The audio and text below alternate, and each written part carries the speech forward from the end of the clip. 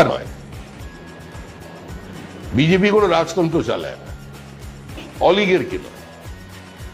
BJP একটি বিকেন্দ্রীকৃত রাজনৈতিক অর্থনৈতিক ব্যবস্থায় বিশ্বাসী প্রগতিশীল রাজনৈতিক দল, যে দলের বিভিন্ন পদের একটা নির্দিষ্ট বহমানতা আছে। এই মুহূর্তে অমিত শাহ দলের নির্দিষ্ট সাংগঠনিক বিষয়ও দেখেন এবং দেশের স্বরাষ্ট্রমন্ত্রী দেখেন। আমাদের বিরোধী দলনেতা তার সঙ্গে দেখা করতে গেছেন, সার্বিকভাবে অত্যন্ত স্বাভাবিক। আজকে রাজ্যের যা পরিস্থিতি, মানুষের প্রতিনিধি তো একমাত্র বিরোধী দলনেতা, তারই তো দায়িত্ব এটা। এই আইন শৃঙ্খলার অবস্থা নিয়ে তিনি কোথায় গিয়ে কথা বলবেন? তিনি কালীঘাটে যাবেন না, মানে মা কালীর কাছে। তিনি গিয়ে তার বাড়ির কাছে যে জগন্নাথ মন্দির তৈরি হচ্ছে না, ওখানেও যেতে পারবেন না। তো উনি কাকে বলবেন? উনি স্বরাষ্ট্রমন্ত্রীর কাছে গেছেন।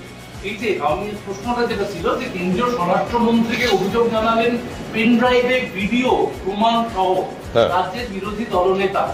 এই যে অভিযোগ জানানো, তার ফলশ্রুতি হিসেবে এই রাজ্যে কেন্দ্রীয় স্বরাষ্ট্রমন্ত্রীকে কোনো পদক্ষেপ আপনারা আশা করছেন?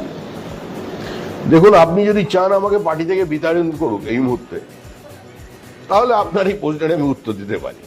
কারণ অমিত শাহ কি করবেন না করবেন সেটা যদি আমি আগেই বলে দিই, তাহলে মোটামুটি যেটুকুনি আমার বাজার আছে আপনাদের সামনে এই এসে বসতে পারছি, এটাও বন্ধ হয়ে যাবে। কেন বিপদে ফেলবেন আমার?